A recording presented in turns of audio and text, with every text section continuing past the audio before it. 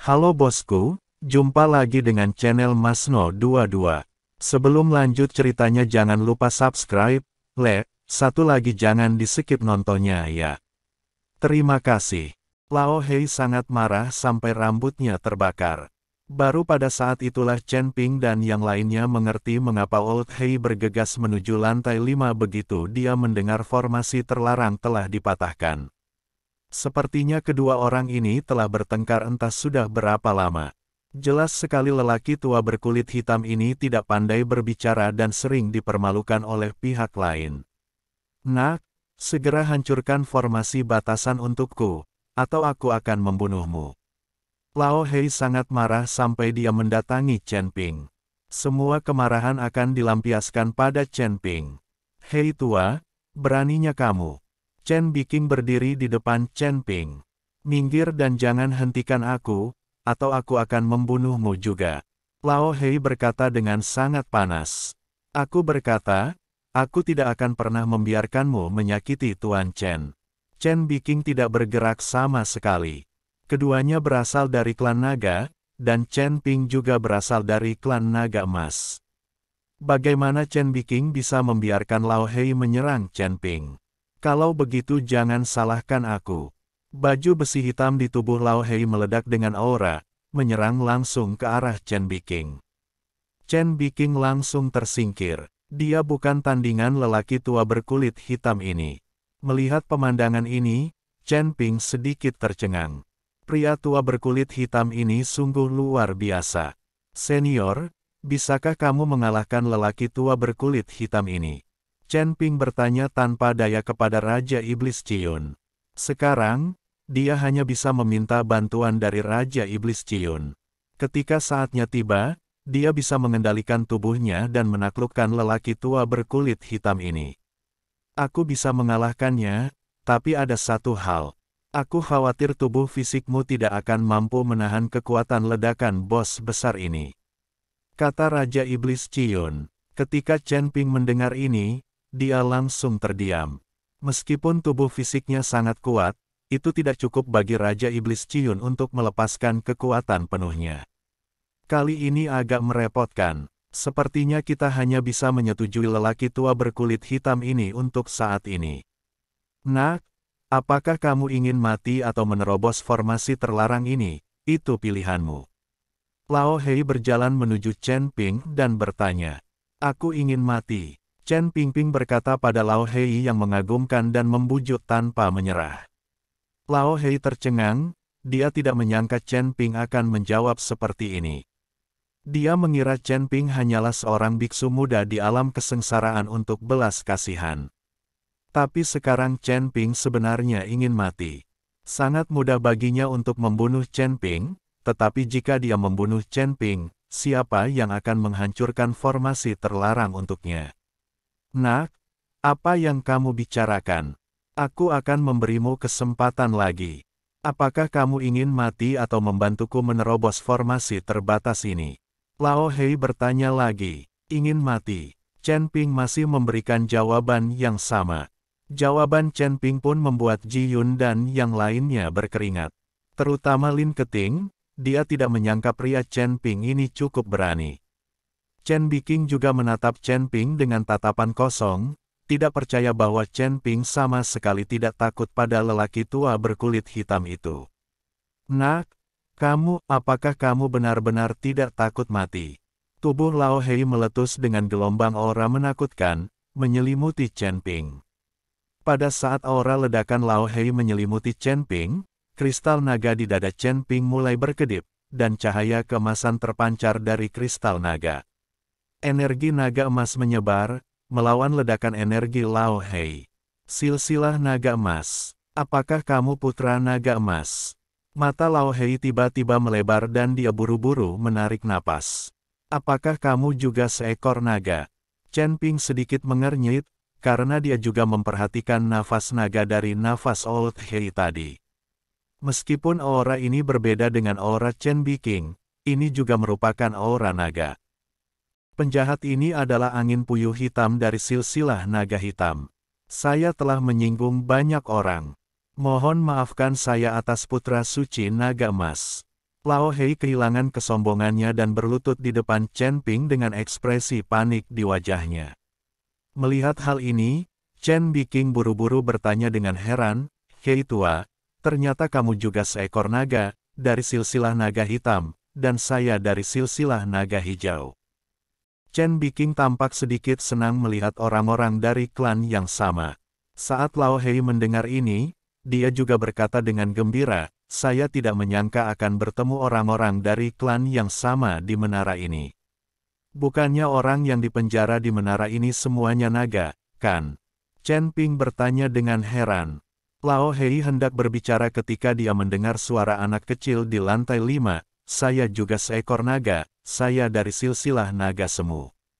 Jangan berbohong padaku. Jangan berpikir jika kamu mengatakan ini, aku tidak akan mengalahkanmu ketika aku sampai di lantai 5. Saat Lao Hei melihat pria di lantai 5 juga berkata bahwa dia adalah seekor naga, dia langsung berkata dengan marah, "Aku benar-benar dari silsilah naga semu."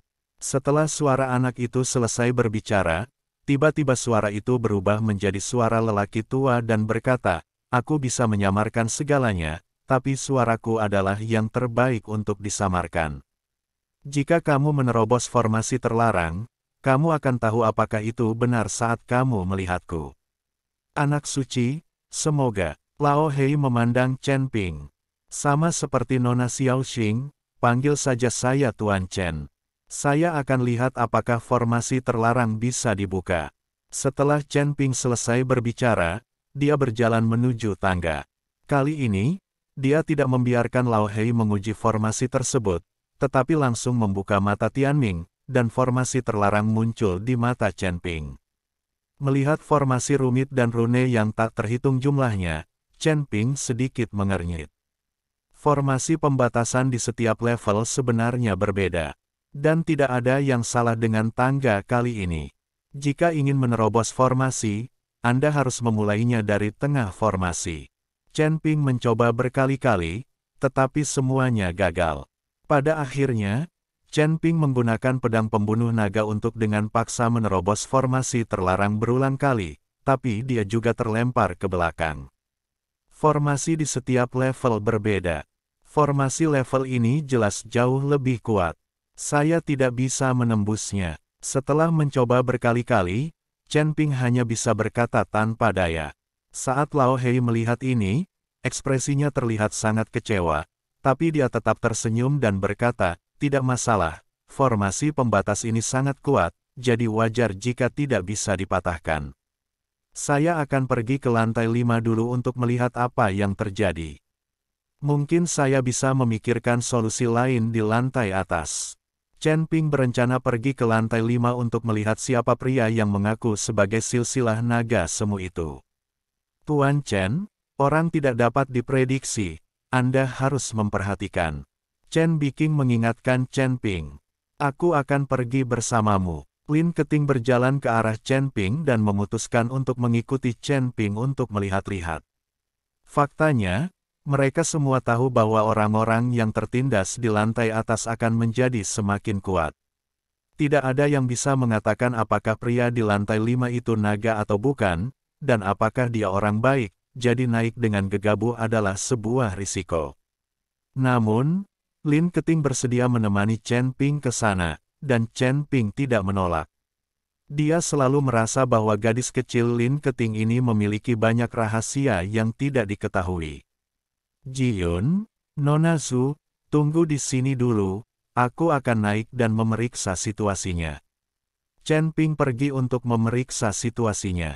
Jika situasinya tidak tepat, dia tidak akan melanjutkan memanjat menara di masa depan. Namun tidak setiap saat, Anda bisa mendapatkan keberuntungan seperti itu, yang Anda temui hanyalah naga. Jika Hei tua itu bukan seekor naga, Chen Ping pasti berada dalam bahaya sekarang. Setelah memberikan instruksi, Chen Ping mengikuti Lin Keting ke lantai 5. Setelah kedua orang itu mencapai lantai 5, seorang lelaki tua bungkuk berjanggut dan bungkuk sepertinya sedang menunggu mereka. Melihat Chen Ping dan yang lainnya muncul, lelaki tua itu menyeringai, memperlihatkan gigi kuning besarnya. "Lin Keting yang menjijikkan ini. Chen Ping melihat lelaki tua itu dan memikirkan suara anak itu tadi. Kontrasnya sangat besar. Siapa sangka suara anak tadi berasal dari seorang lelaki tua bungkuk. Seperti yang diharapkan dari silsilah naga semu, kurasa gambar ini juga merupakan penyamaran. Sebelum Chen Ping dapat berbicara, lelaki tua bungkuk itu tiba-tiba mengulurkan kedua telapak tangannya. Telapak tangannya seperti cakar elang, meraih Chen Ping dan Lin Keting. Karena sangat mendadak, Chen Ping tidak menyangka lelaki tua ini akan mengambil tindakan secara tiba-tiba, dan dia bahkan tidak bereaksi untuk beberapa saat. Namun, liontin giok yang dikenakan Lin Keting tiba-tiba meledak dengan lampu merah, membuat lelaki tua itu tercengang. Saat itulah Chen Ping dan Lin Keting bereaksi, dan dengan cepat mundur ke lantai 4. Tuan Chen, ada apa? Melihat Chen Ping dan Lin Keting berlari ke bawah tepat setelah mereka muncul, dan ekspresi mereka salah, Chen Biking bertanya dengan cepat. Ada seorang lelaki tua bungkuk di atas. Begitu kami naik, dia tiba-tiba menyerang kami. Lin Keting berkata dengan marah. Orang tua bungkuk. Lao Hei tampak bingung. Orang itu memang dari silsilah naga semu. Dia benar-benar bisa menyamar. Kurasa penampilannya juga tersamar. Kata Chen Ping. Tuan Chen, apakah Anda yakin orang itu juga seekor naga? Itu klan naga. Aku pergi ke lantai 5 dan memeriksanya. Aku hanya tidak menyangka orang ini akan tiba-tiba menyerang. Chen Ping mengangguk dan berkata, aku kasihan pada liontin giok penyelamat hidupku. Lin Keting memegang liontin gioknya yang retak dengan ekspresi sangat sedih. Jika liontin giok penyelamat nyawa tidak tiba-tiba diaktifkan sekarang, mereka berdua pasti sudah dibunuh oleh lelaki tua itu. Nona Lin, maafkan aku. Chen Ping berkata sedikit malu.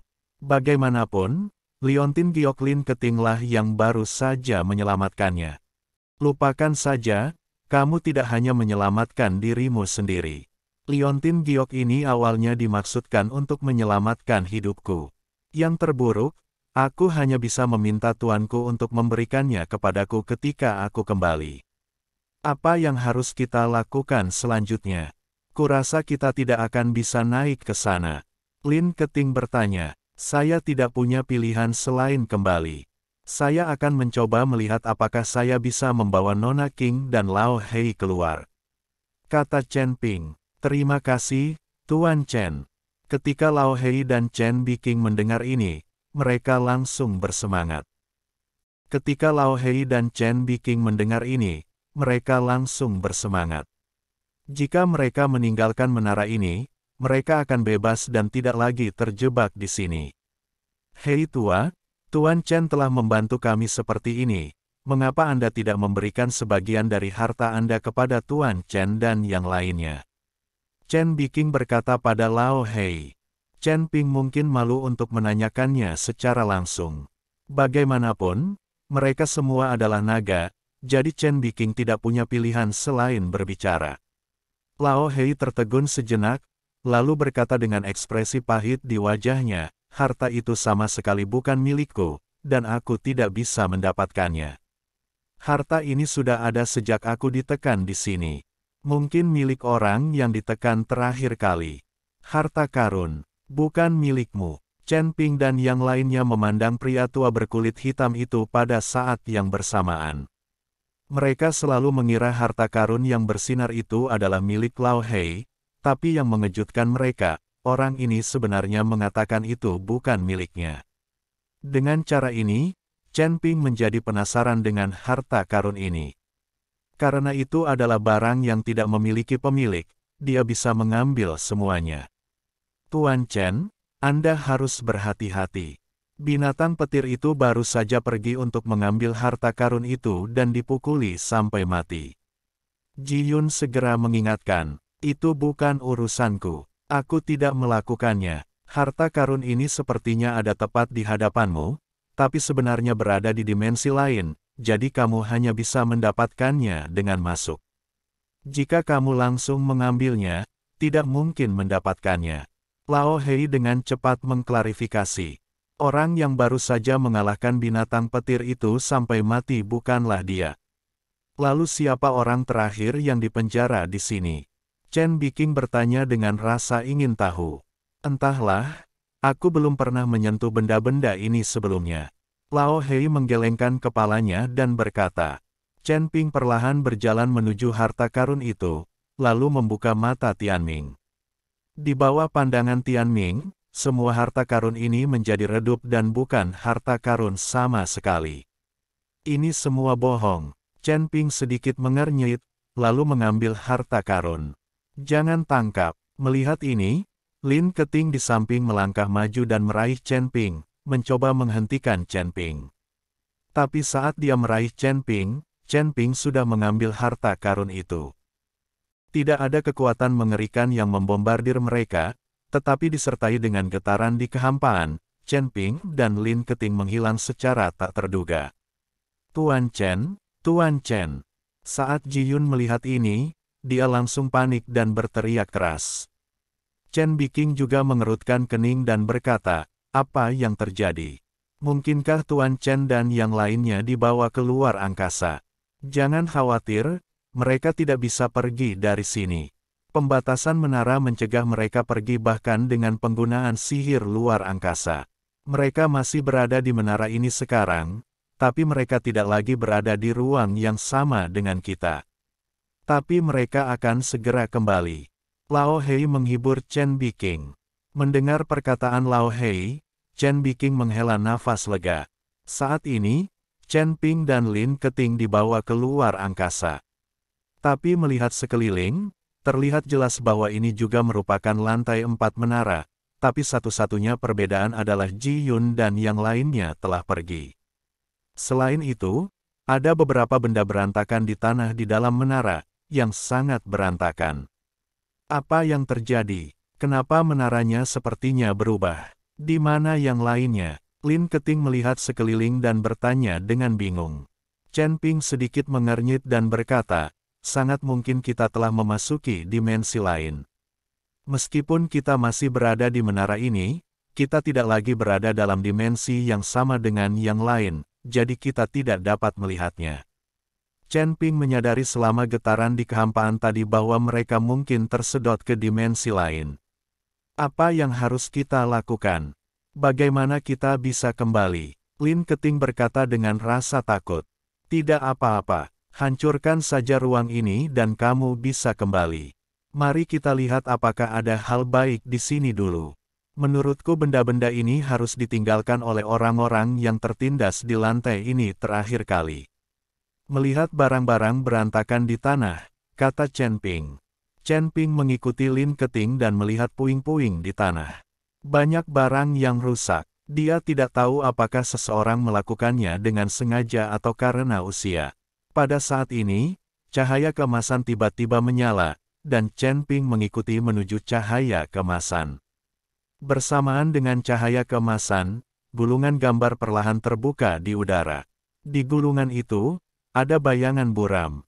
Apa ini? Lin Keting melihat gulungan itu dengan ekspresi terkejut di wajahnya.